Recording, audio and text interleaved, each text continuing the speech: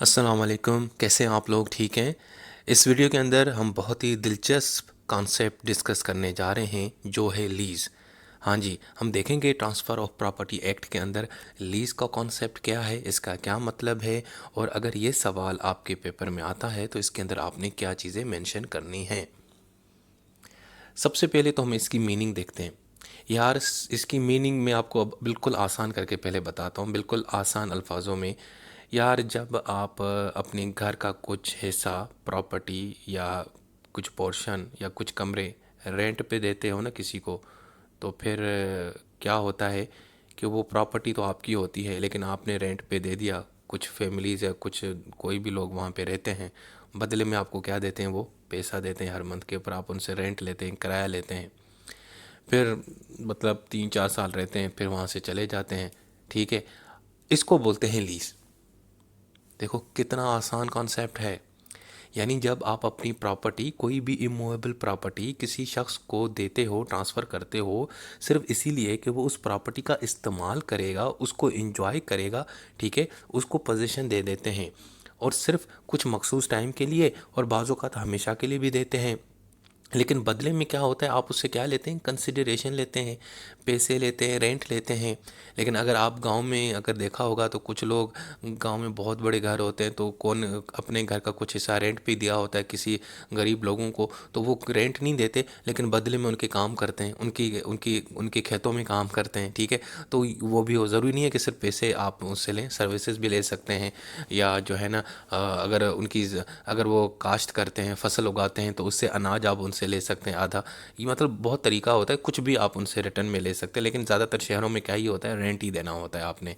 ठीक है जी, इस चीज़ को हम बोलते हैं लीज़।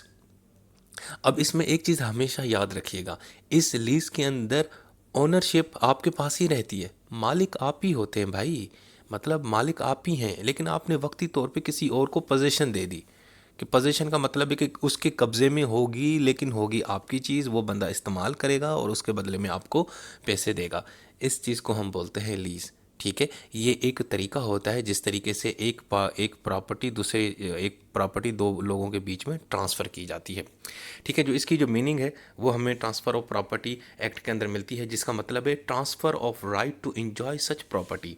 यहाँ पे प्रॉपर्टी को इंजॉय करना का जो हक है ना, वो आप किसी और को दे रहे हैं। ठीक है, कुछ वक्त के लिए। अब वो जो राइट होता है ना, वो एक्सप्रेस भी होता है, आप मतलब सबको बताते भी हैं, बाज़ औक़ात इम्प्लाइड भी होता है।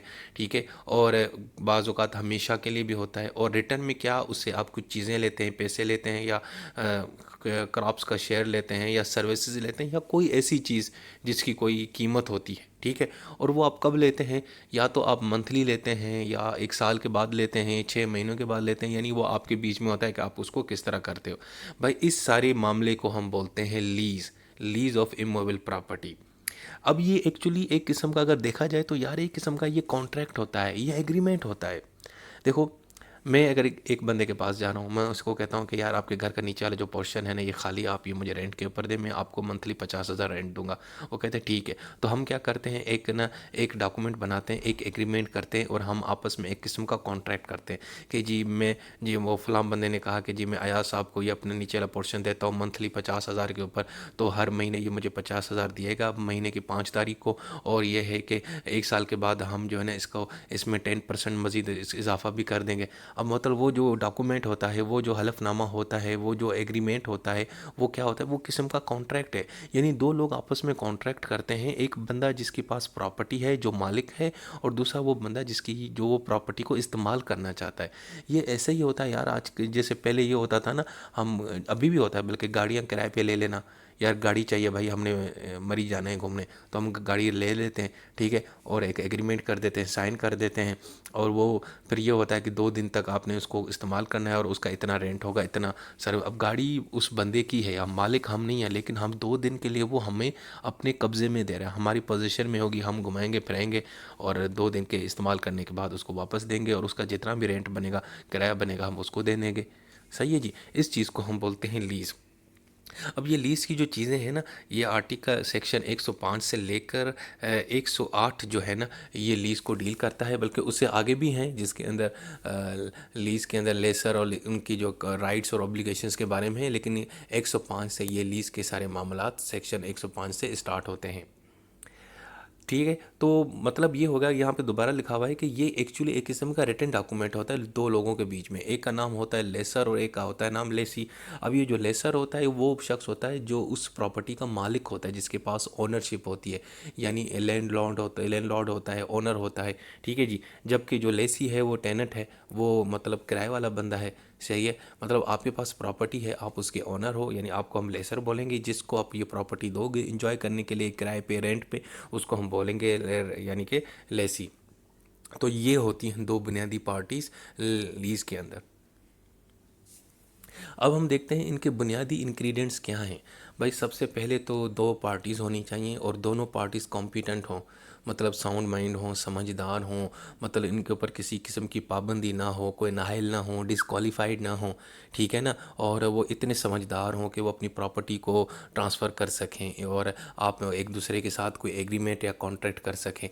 पहली शर्त तो ये कि दो पार्टीज़ होंगी, लेसर और लेसी दोनों जो है ना समझदार हों। ऐसे ना हो कि दोनों लेसर और लेसी पागल हों, ठीक है ना, मेंटली रिटार्ड हों, किसी मेंटल हॉस्पिटल के मरीज़ हों, ये नहीं होगा। ठीक है, दोनों समझदार होंगे, कॉम्पिटेंट होंगे और दोनों को पता होगा कि हम ये क्या कर रहे हैं। उसके बाद दूसरा है कि इसके अंदर इमूवेबल प्रॉपर्टी होती है। हाँ जी, लीज़ के ऊपर आप हमेशा इमूवेबल प्रॉपर्टी देते हैं। ठीक है, इमूवेबल प्रॉपर्टी यानी कि ज़मीन का कोई हिस्सा दे दिया, ठीक है, या अपने घर का एक पोर्शन दे दिया, ये होती है इमूवेबल प्रॉपर्टी। तो इमूवेबल प्रॉपर्टी ही जो है ना वो लीज़ पे दी जा सकती है। लीज़ का जो कॉन्सेप्ट एक्चुअली इस्तेमाल ही इमूवेबल प्रॉपर्टी के लिए होता है। हालांकि मैंने पहले आपको ऊपर एक एग्जांपल दिया है गाड़ी का इस्तेमाल करने का, वो वैसे आपको समझाने के लिए दिया था, लेकिन एक्चुअली जो लीज़ का कॉन्सेप्ट है वो हमेशा इमूवेबल प्रॉपर्टी के लिए इस्तेमाल होता है। इसके अलावा तीसरा जो है इंग्रेडिएंट वो है राइट ऑफ पोजीशन, यानी इसके अंदर आपके पास हक होगा कि आप उस प्रॉपर्टी को अपने पोजीशन में लोगे, कब्जे में लोगे, लेकिन ओनर आपका वो मालिक ही होगा, जो लैंडलॉर्ड होगा, जो आपसे पैसे ले रहा है किराए पे। ठीक है, आप किराया देते हैं और वो उसकी प्रॉपर्टी है, लेकिन इन्जॉय आप करते हो, क्योंकि उसका जो घर का जो हिस्सा जो आप इन्जॉय करते हो, तो राइट ऑफ पोजीशन आपके पास होता है। ठीक है जी। इसके अलावा transfer of right to enjoyment, इसके अलावा उस प्रॉपर्टी में ये होता है कि एक शख्स अपनी प्रॉपर्टी का कुछ हिस्सा दूसरे बंदे को किराए पे देता है, लेकिन साथ में उसको राइट टू एंजॉयमेंट, यानी वो उसको कहता है कि भाई ये जो राइट है ना इस प्रॉपर्टी को इस्तेमाल करने का, एंजॉय करने का, ये आज से तुम्हारा हुआ, उसके बदले में मैं तुमसे पैसे लूँगा। ठीक है, जिस तरह मैं अगर किसी रेंट पे किसी पोर्शन पे 2-3 कमरे में रेंट का पोर्शन इस्तेमाल कर रहता हूँ, तो वो एक्चुअली उस मालिक मकान ने मुझे ये हक दिया है, यानी उसने वो जो राइट टू इन्जॉयमेंट यानी इस्तेमाल करने का जो हक है वो मुझे उसने ट्रांसफ़र किया है कि हाँ अयाज साहब इस घर में रह सकते हैं, इसको एंजॉय कर सकते हैं, इसी घर के अंदर आराम कर सकते हैं, फैमिलीज़ के साथ रह सकते हैं, ये इस प्रॉपर्टी को एंजॉय कर सकते हैं। ठीक है जी। इसके अलावा इन कंसिडरेशन, ये बहुत अहम जुज़ है इस लीज़ का। भाई कंसिडरेशन ये है कि वो बंदा जो मुझे अपनी प्रॉपर्टी देता है इस्तेमाल करने के लिए, जो उसने मुझे पोर्शन दिया है किराए के रेंट के ऊपर, तो फ्री में तो नहीं दिया ना, उसके बदले वो कुछ ना कुछ कंसिडरेशन मांगेगा। या तो वो मेरे से किराया मांगेगा, या तो वो मेरे से कुछ सर्विसेज मांगेगा।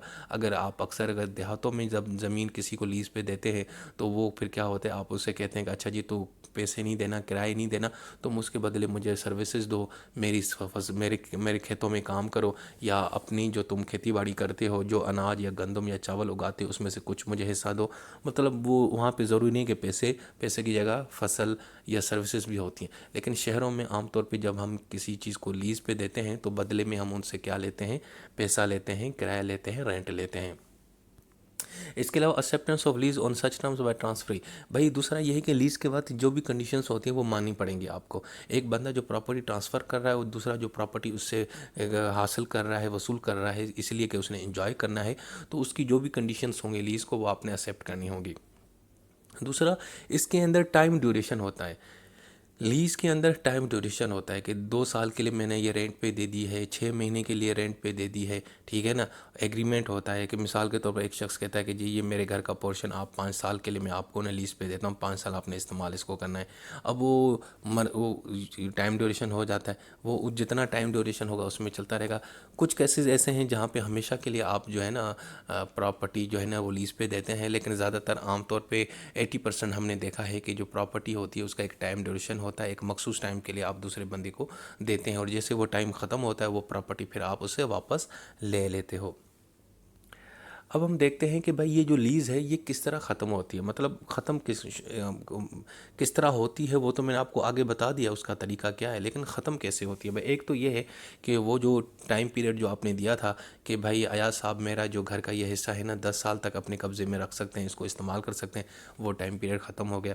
दूसरा ये है कि अगर मैं सरेंडर कर दूँ, मैं खुद से कह दूँ कि भाई यार बस मैंने अब यहाँ पे नहीं रह देना, मैं किसी और जगह पे किराए पे लेता हूँ, वो मुझे अच्छी जगह मिल रही है, वो मतलब पोर्शन बहुत अच्छा है, साफ़ सुथरा है, अब मैं यहाँ नहीं रह सकता, तो मैंने सरेंडर कर दूँ। इसके अलावा फॉर फ्यूचर, या अगर मेरा जो मालिक मकान है वो खुद आके मेरी ज़मीन जो मेरा घर है ना, रेंट है जो मैंने पोर्शन है वो अपने कब्ज़े में ले ले।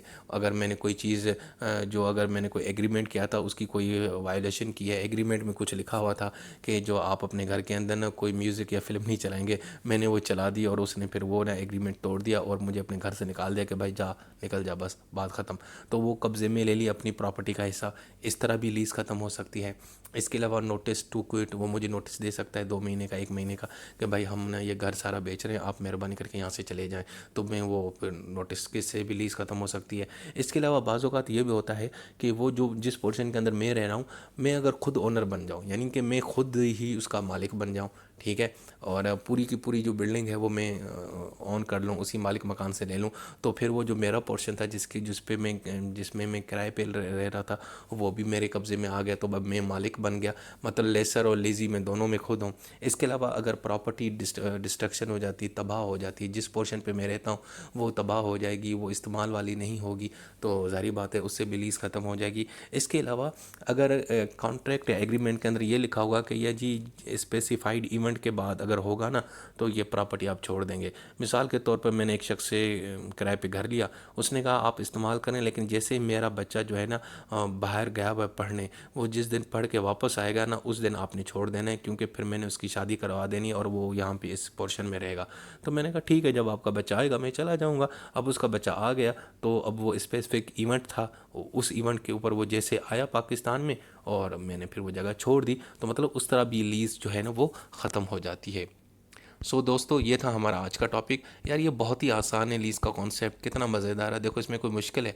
यार आप सब शहरों में रहते हो, आप सब ने किसी न किसी ने किराए पे घर कभी लिया होगा या अपने किराए पे किसी घर का कोई पोर्शन दिया होगा लोगों को, तो अब आपको सारा समझ तो आ गई होगी। अगर आपने रेंट पे कभी कोई चीज़ दी है घर के का पोर्शन, तो आपको ये लीज़ का कॉन्सेप्ट तो मतलब समझ आ जाना चाहिए। बहुत ही आसान कॉन्सेप्ट है। और मैंने आपको ये अच्छे से हेडिंग्स भी बना के दी हैं, इनको इस्तेमाल करें और अच्छे से नंबर हासिल करें। अपना बहुत सारा ख्याल रखें। अल्लाह हाफ़िज़।